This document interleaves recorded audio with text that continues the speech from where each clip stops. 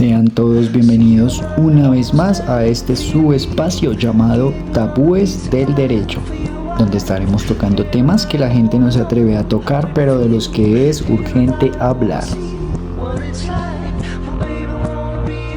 Sean todos bienvenidos una vez más a esto que se llama Tabúes del Derecho. Hoy tenemos un amigo, él es un amigo, realmente es un invitado en esta ocasión. Él es estudiante de la Universidad Manuela Beltrán, de la Facultad de Derecho. Él es Steven Gutiérrez. Bienvenido. Muchísimas gracias, Santi, y también a nuestros invitados del día de hoy. Gracias por prestarnos, en este caso, a mí y la compañía que lastimosamente el día de hoy nos encontró, a ver un tema tan controversial y tan estigmatizante que es al día de hoy, que es el trabajo sexual en Colombia. Bueno, quisiera arrancar con una estadística y es que el 73% de las mujeres que se dedican al trabajo sexual en Colombia están entre los 18 y 35 años.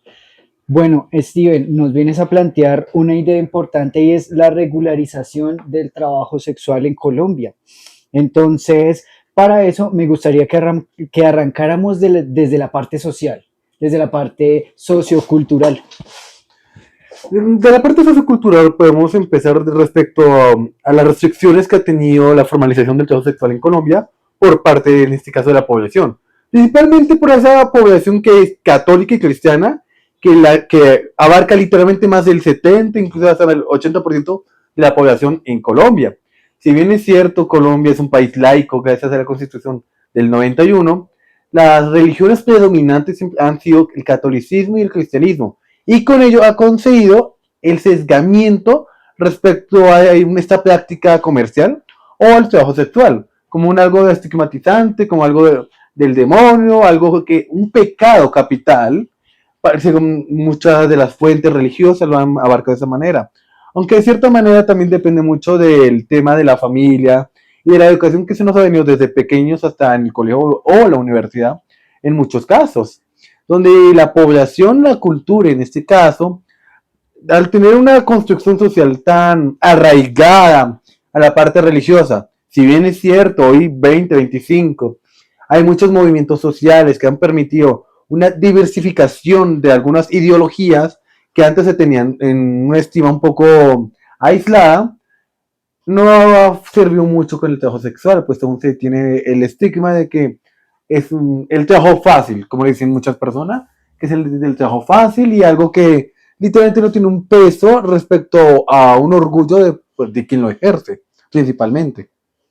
Steven, quisiera preguntarte dos cosas. Primero, ¿cómo surge este proyecto? ¿Cómo surge la idea de la regularización del trabajo sexual en Colombia?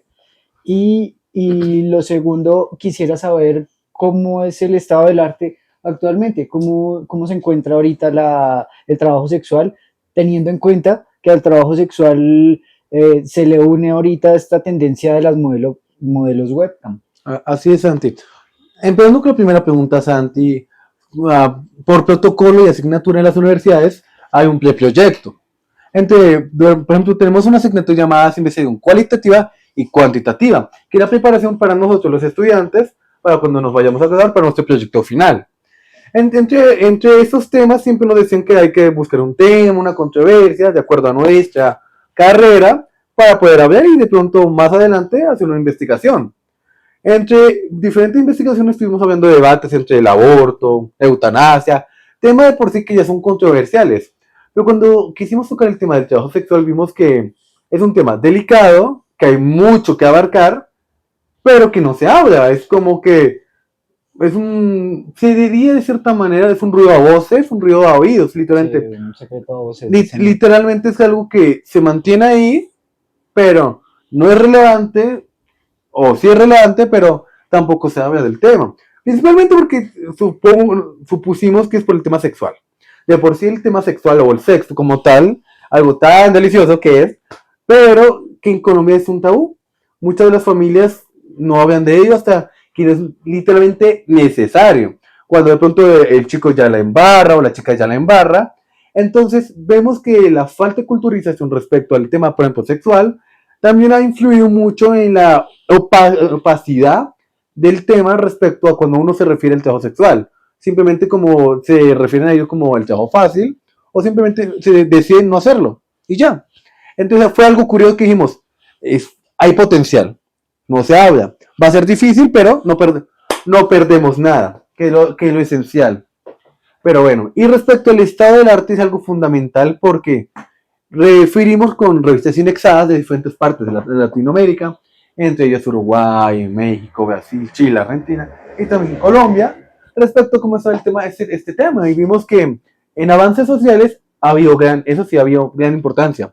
A pleno siglo XXI, a pleno 2025, hemos visto que a comparación de décadas anteriores, ha habido una revolución, una evolución también en el tema contractual, en el tema legislativo y en el tema sociocultural respecto a cómo la sociedad está viendo el trabajo sexual más que una práctica sexual, una actividad comercial. Más que todo es eso. También vimos un planteamiento de que a pesar de que el trabajo sexual, por ejemplo, en países de primer mundo como Europa, Países Bajos, ya lo han formalizado, en Latinoamérica solo un país lo ha formalizado, que sería Uruguay. Entonces diría que Colombia como tal, a pesar de tener grandes avances legislativos, por ejemplo, respecto al tema de género, que como el tema de las mujeres, estamos muy atrasados en algo tan fundamental y en algo que ha estado en Colombia desde sus inicios, incluso desde los inicios de la misma historia de la humanidad, a olvidar. Tocaste un tema delicado y es el tema de las mujeres, ¿sí? Se concibe el trabajo sexual como un trabajo específico para mujeres y sabemos ahorita con lo que yo te comentaba ahorita de la tendencia al trabajo de las modelos y los modelos webcam, el trabajo sexual no es solo de mujeres, pero me interesa saber qué tipo de apoyo o acogida o si no la ha tenido, que, cómo lo ven como las organizaciones que se dedican a defender a las mujeres. Es curioso porque cuando empezamos con el proyecto, una de nuestras preguntas o temas que teníamos era la categorización de la práctica sexual en Colombia. Eso tenía que incluir, uno, el género, principalmente. Dos, la modalidad de cómo se está prestando el servicio sexual y la edad. Ahí en estos temas vimos que, como se dice vulgarmente, el trabajo sexual son para las mujeres es erróneo. Pues también hay hombres y también y personas de la comunidad LGTBIQ+, en este caso las personas trans, que también hacen parte de esta actividad comercial a nivel nacional e internacional.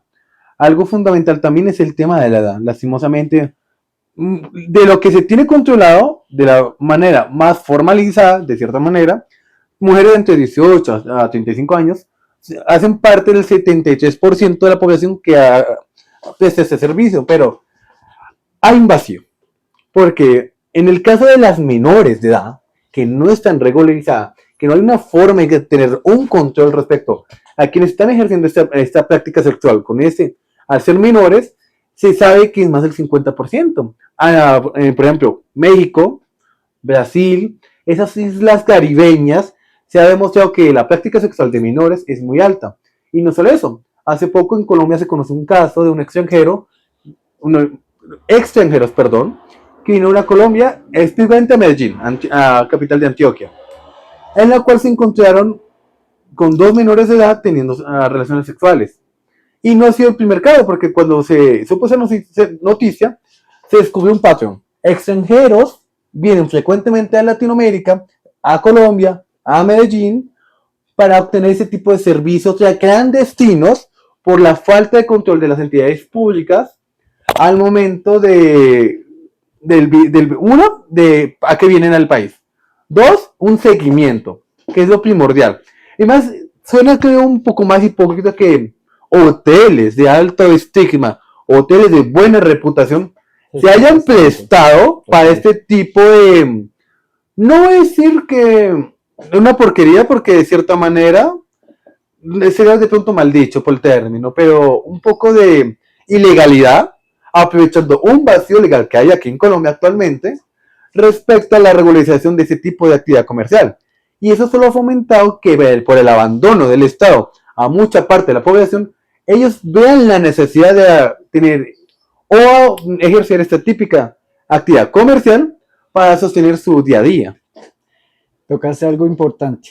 Debería preguntarte algo puntual, que nos han estado preguntando en las redes sociales. Este es un tema que nos han pedido bastante y es: ¿el trabajo sexual en Colombia es o no legal? El trabajo sexual en Colombia, en la parte formal no está formalizado, pero no es ilegal.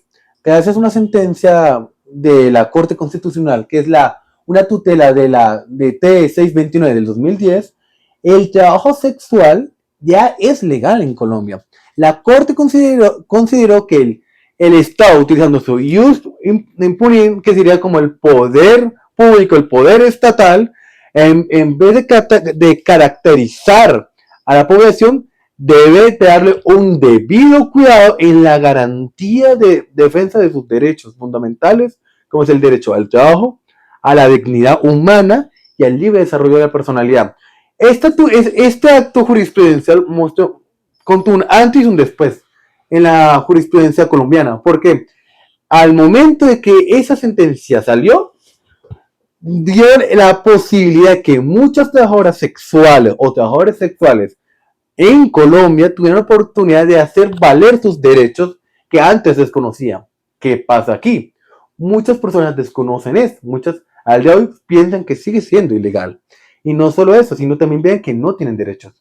Pero gracias a este hito histórico jurisprudencial por parte de la Alta Corte, las personas que prestan este servicio tienen oportunidad, seguridad social, prestaciones sociales. Y también algo fundamental, en Colombia, la consideración de un contrato laboral se considera por tres características, que sea subordinación, horario y también la remuneración. Hay que ser sinceros. En este tipo de acto se presentan las tres características. Por ende, se considera un contrato laboral. Ahora, si bien es cierto, no en todas las partes se considera directamente con el empleador, también puede ser instituto persona del cliente hacia quien presta el servicio, se puede considerar de cierta manera más un contrato de prestación de servicios.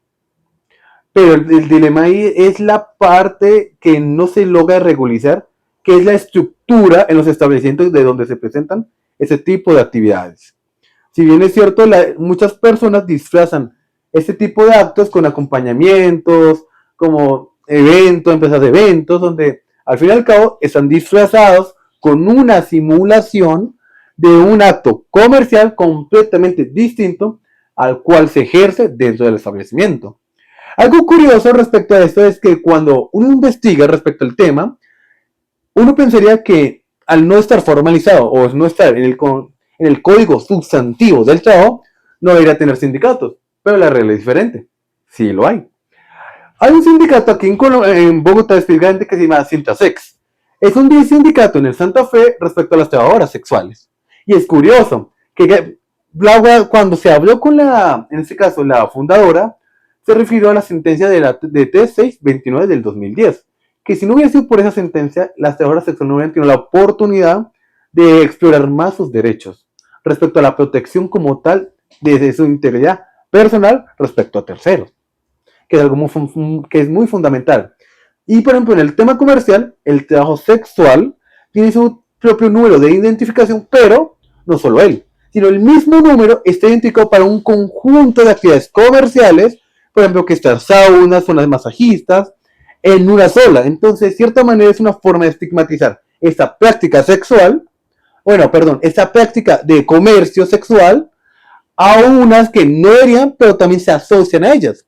Por ejemplo, en los saunas, mayormente, por ejemplo, de Chapinero, se sabe y se ha verificado que pues, mientras se presta el servicio, hay sexo, literalmente, en pleno acto. Mientras uno está aquí tranquilo, en su espacio, al otro lado del sauna, están teniendo relaciones sexuales. También uno pensaría que es por decisión propia, pero cuando uno se pone a analizar es a cambio de una remuneración. Las personas van a decir, tengo eso, me parece muy lindo, a cambio de algo. Entonces, esos sitios que se prestan como tal, se está categorizando como la misma actividad comercial, que a mi parecer no debería servir, porque una cosa es la actividad como tal, y otra diferente son los establecimientos donde se practica dicha actividad. Sería, cabe la redundancia. Me gustaría que habláramos de un tema muy importante que tocabas ahorita, que en temas de temas comerciales, Quisiera saber si es rentable y para quién es rentable, de qué manera es rentable este ejercicio. Aquí podríamos volver a una de las preguntas anteriores respecto a la categorización y una de sus modalidades. Si bien es cierto, si hablamos de un par de décadas anteriores, no sé, 30, 40 años antes, uno pensaría que la prestación de este servicio sería solo presencial o vía telefónica. Las famosas llamadas calientes que se presentan en ese tiempo. Que tú estás en el lugar, la otra persona en el lugar, y por una llamada simplemente se hablan respecto a fetiches o temas eróticos, morbos de cierta manera. El día de hoy ya no. El día de hoy hay una práctica llamada modelo webcam. Es una modalidad que permite a usuarios de todo el mundo tener un en vivo directo con el modelo, con la persona que está prestando el servicio, a cambio de una remuneración o unos llamados tokens. ¿Qué pasa con esto? El dinero que se está moviendo en esas plataformas es inmenso. Es un dinero de ser limpio, porque como tal no está prohibido, y al no estar prohibido, está permitido. Un principio general del derecho. Pero el dinero que se está manejando ahí es enorme, fundamental, que hace dar una oportunidad, una nueva recaudación fiscal por parte del Estado hacia los consumidores. Pero ¿qué pasa ahí? Ahí interactúan muchos factores. Primero, la edad, el género, incluso hasta el rol sexual de cierta manera. Y luego es por parte del modelo. Ahora, ¿qué pasa con los usuarios? Los usuarios no tienen límites. Al haber tantos usuarios en una plataforma que te visualicen, que te puedan pedir cierto tipo de actos sexuales, fetiches, morbos, de acuerdo a la voluntad de quien está remunerando, el usuario como tal tiene la potestad y un control respecto a la subordinación de lo que se está ejerciendo en la página o lo que se está ejerciendo en este caso el modelo. Un ejemplo fácil. Yo estoy ofreciendo 1 millón a cambio de que el modelo se desnude. Puede que en este caso el modelo no esté obligado directamente, pero indirectamente sí está obligado, puesto el dinero como tal es la arma que utiliza el usuario para convencer al modelo. Ahora, ¿qué pasa? Los modelos, en este caso, también se pueden pedir algo llamado privados. En los privados tienen un costo diferente. Entonces, más o menos, un modelo webcam que le esté yendo medianamente bien, o del promedio, según los estudios que hemos estado recolectando, de que la gran mayoría, más del 60% de los modelos que están ejerciendo hoy en día en Colombia, puesto que Colombia a nivel internacional es uno de los países que más modelo webcam tiene. Dos, es uno de los que más vende ese tipo de contenido a nivel internacional. Entonces, más o menos de 20 millones para arriba es lo que están ganando los modelos. ¿Es rentable? Sí. Ahora, ¿a costa de qué? Es algo muy fundamental. Porque no las personas dicen que utilizar juguetes sexuales, estar con una persona, hacer colaboraciones, es fácil. Pues la realidad no es así. Así igual como las personas que prestan servicios sexuales en las calles, también es en la parte virtual, en el mundo virtual, donde el usuario es un desconocido. Porque ahí está el dilema. El usuario es un desconocido. El modelo presta su imagen, presta su nombre en algunos casos, o un alias. Pero los usuarios pueden que no tengan foto, pueden que no tengan nombre o nombres X. Entonces, el desconocimiento de la identidad del usuario le permite la protección a él para él expresar sus peores fetiches. Entonces, ahí es cuando vemos que el modelo se arriesga a uno a lastimarse, ¿sí? Dependiendo si la persona es sado. Dos, si la persona es el boyerista o de control como tal, hace que el usuario pueda que se lastime, pueda que recurra a prácticas desagradables o asquientes en algunos casos, sin ningún tipo de penalización respecto al usuario. Pero ahí está el dilema. Entonces el tema físico, más que físico, psicológico de la persona, porque es un peso que plantea no solo cambiar imagen, sino proyectar una persona, un deseo que él no comparte, es algo muy fuerte. Y ellos normalmente van a un tratamiento de depresión, van mucho al médico respecto a psicología principalmente, por eso, porque es un peso tan grande que a veces visualmente no sabemos, pero internamente, como hoy en día se ha visto, la salud mental es muy fundamental. Respecto a eso, me gustaría que hablaras un poquito más de los riesgos, porque antes de empezar el programa, pues hablábamos un poquito de todos los riesgos que está corriendo el trabajador sexual promedio. Entonces, cuéntanos un poco de este tema. En este caso podemos diferenciar entre lo presencial y lo virtual. En lo virtual, la comparación de los riesgos es menor que la presencial. ¿Por qué? Porque independientemente de todo, el modelo se encuentra en un estudio, en su cuarto, en una comunidad que él tiene el control. ¿Qué va con las personas presencialmente? Uno, ganan menos que los virtuales. Porque para eso me dice, quien no se adapta a la tecnología, se queda atrás. Dos, al no tener el control sobre el entorno, eso permite que el usuario, en este caso quien quiere tener el servicio, tenga el control de cierta manera a unos fines. Por ejemplo, un ejemplo claro. Ahí nos está empezando esta actividad comercial en la calle o en la Caracas. El usuario llega, la recoge o lo recoge. El usuario tiene la potestad de, uno, llevarlo a un hotel o llevarlo a su propia vivienda. Ahí está el dilema. Independiente de donde lo lleve, él tiene el control. Dos, la persona la puede lesionar, la puede lastimar, la puede torturar. Inclusive se la puede asesinar. Porque uno se encuentra con un desconocido. Porque las personas de quienes prestan este servicio no tienen la protección o un entorno seguro para poder donde ejercerlo. Y eso ha causado que de muchas personas se aprovechan de ello para hacer lo que les dé la gana. Hay que ser sincero. Lo que se les dé la gana. Y lastimosamente, cuando acuden a autoridades, el efecto es completamente inesperado a lo que uno esperaría. Por ejemplo, una persona, no sé, una enfermera, acude a la fiscalía, hace una denuncia penal respecto a un acoso, agresión. La fiscalía va a hacer todo lo posible para ejercer el proceso. ¿Qué pasa cuando una persona, una trabajadora sexual o trabajador sexual acuden? Pasa completamente distinto. La culpa como tal se la dan a la víctima. Más no al victimario. Le dice a la víctima, porque eso lo buscó. Usted, por hacer eso, se lo merece. Eso te deja. Sí. Eso te deja literalmente. Le dan el poder y la pesadez como tal a la víctima, más no al victimario. Y es curioso, porque en la parte procesal, o al menos lo que sea el derecho, la carga procesal depende mucho del ente investigador. Pero cuando el ente investigador plantea que la culpa es de la víctima sin tener evidencia empírica o contractual, no solo se le está vulnerando el derecho a la víctima, se le está discriminando literalmente, directamente. Y están haciendo parte también de la agresión del victimario al apoyarlo y al victimizar de que la persona quien ejerce la actividad es la culpable. Ahí es un primer paso.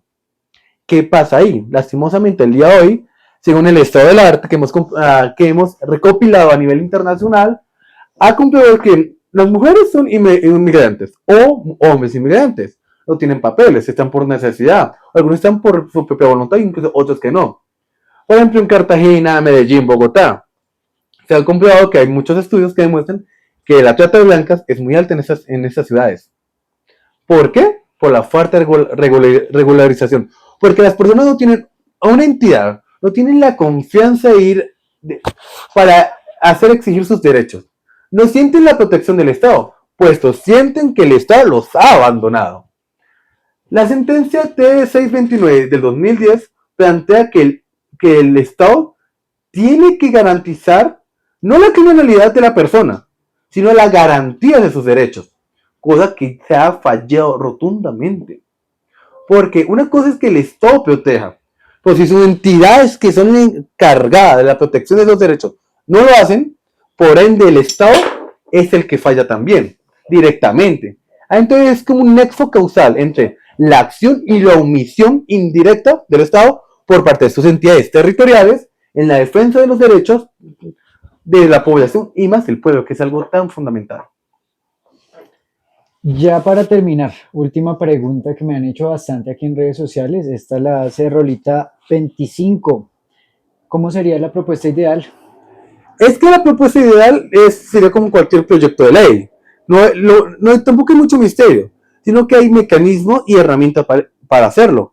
Por ejemplo, el primero sería un proyecto de algún partido. Hace poco escuché y vi un proyecto de ley llamado Cero Cachos. O sea, hay que ser sincero. Ese proyecto de ley no iba, o sea, puede ser válido, pero no va a ser eficiente en Colombia. Y a razón de que un país ya no se ha vuelto de cierta manera con un pensamiento liberal y no conservador, y más que hoy en día el tema de la familia, el concepto como tal de la familia, ya no es el tipo de padre y mujer, sino que el día de hoy ya tenemos diferentes tipos de familia, que está la poliamorosa, la multiespecie.